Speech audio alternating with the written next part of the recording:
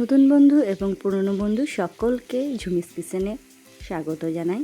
আজকে আমি শেয়ার করব নিম বেগুন রেসিপি, যেটা এই সময় বিশেষ করে গরমকালে খাওয়া খুবই উপকার। চলুন তাহলে চটপট আজকে রেসিপিটি দেখে নেওয়া যাক। আমি এখানে একটা মিডিয়াম সাইজের বেগুন নিয়েছি, আর খানিকটা বেশ অনেকটাই নিয়েছি নিম পাতা। তো পুরোপুরি নিম পাতা দেবো না, অর্ধেক নিম পাতা দেবো, নইলে অতিরিক্ত তেতো হয়ে যাবে। আর বেগুনটাকে কিন্তু ভালো করে দেখে নিতে হবে কেটে, যে ভেতরে কোনো পোকা টোকা রয়েছে কি না।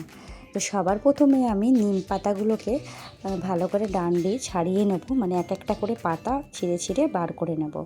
আর ভালো করে নিম পাতা প্রথমে ধুয়ে নিতে হবে, পরিষ্কার করে নিতে হবে। আর বেগুনটাকে আলু পোস্তর মতো ছোট ছোট করে টুকরো করে কেটে নিতে হবে। যদি পোকা থাকে তাহলে সে বুঝে আপনারা বাচ্চা করে কেটে নিতে পারেন। তো চলুন নেক্সট স্টেপে। তো আমি এখানে কিছুটা নিয়ে নিয়েছি ধনেপাতা বলছি, নিম পাতা। তো নিম পাতাগুলো ভালো করে ডান্ডি ছাড়িয়ে ভালো করে ধুয়ে পরিষ্কার করে নিয়েছি।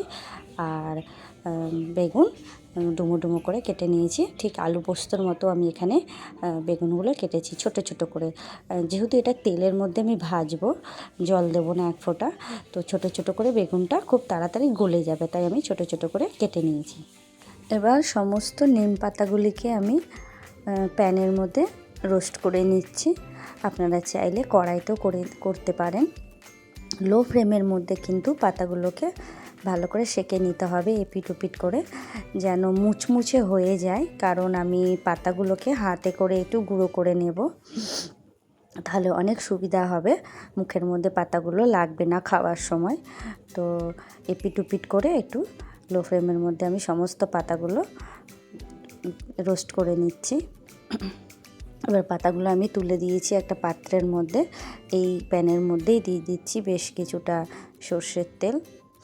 তেলটা গরম হয়ে গেলে সমস্ত কেটে রাখা বেগুনগুলো দিয়ে দেবো উপর থেকে।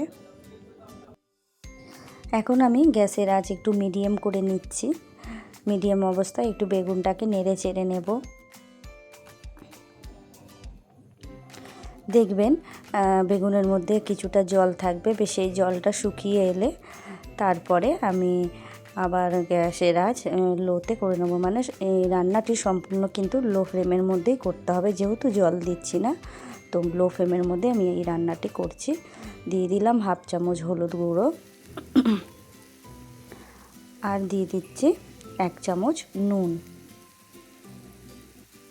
ভিডিওটি পুরো দেখার অনুরোধ রইল, প্লিজ স্কিপ করবেন না। ভালো লাগলে চ্যানেলটিকে সাবস্ক্রাইব করে ভিডিওটিতে একটি লাইক দেওয়ার অনুরোধ রইল।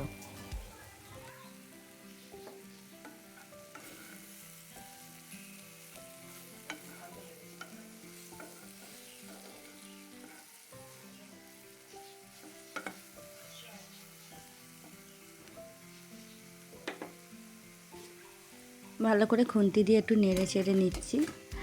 আর বাটির মধ্যে যে নিম পাতাটা বার করে রেখেছিলাম, এটা উষ্ণ গরম অবস্থায় রয়েছে। তো এই অবস্থায় আমি হাত দিয়ে ভালো করে নিম পাতাগুলো গুঁড়ো করে নেব। একদম মুচমুচে করে ভাজা হয়েছে, তেল ছাড়া, রোস্ট করেছি পাতাগুলোকে। তো এটাকে দেখছো কি তাড়াতাড়ি ঝুরঝুরে হয়ে যাচ্ছে। তো এইভাবেই ভালো করে আমি একটু গুঁড়ো করে নিচ্ছি। মাছ মাংস ডিম তো আমরা খাই, কিন্তু একবার এইভাবে নিম বেগুন বানিয়ে খেয়ে দেখুন কতটা ভালো লাগে খেতে, আর শরীরের পক্ষে কতটা ভালো। তো ভালো লাগলে ভিডিওটিতে লাইক আর চ্যানেলটাকে সাবস্ক্রাইব করতে ভুলবেন না। এবার আমি নিম পাতাটা বেগুনের মধ্যে দিয়ে দিলাম, দিয়ে একসঙ্গে এখনও কিন্তু ভালো করে কিন্তু আমি বেগুনটাকে ভাজিনি, আমি আধকাচা অবস্থায় কিন্তু নিম পাতাটা দিয়ে দিয়েছি। আপনারা যদি চান তাহলে একেবারে পুরোপুরি বেগুনটা ভাজা হয়ে যাওয়ার পর নিম পাতাটা দিতে পারেন, কিন্তু আমি এখানে এই অবস্থাতেই আধকাচা অবস্থাতেই নিম পাতাটা দিয়ে দিচ্ছি। এবার ঢাকা দিয়ে দিচ্ছি, মিনিট 4-5 অপেক্ষা করে নেব। বেগুন যতক্ষণ না সেদ্ধ হচ্ছে এইভাবে ঢাকা দিয়ে দিয়ে বেগুনটাকে ভেজে নিতে হবে। আর গ্যাসের ফ্লেম কিন্তু লোতেই রাখতে হবে, নইলে কিন্তু বেগুন পুড়ে যাবে। তো মিনিট 5 হয়ে গেছে, দেখতেই পাচ্ছ কেমন বাষ্পগুলো ঢাকনাটার গায়ে লেগে আছে।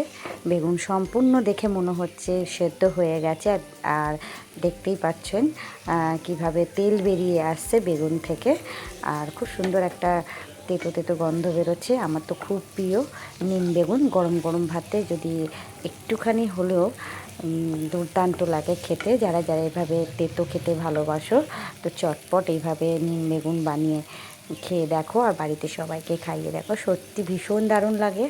এই খুন্তি দিয়ে আমি দেখিয়ে দিচ্ছি বেগুনগুলো সেদ্ধ হয়েছে কিনা। আর চটপট তো গরমে এইভাবেই নিম বেগুন বানিয়ে খান, খুবই উপকার। তো নেক্সট রেসিপি নিয়ে আবার আসবো। সবাই ভালো থাকবে, টাটা।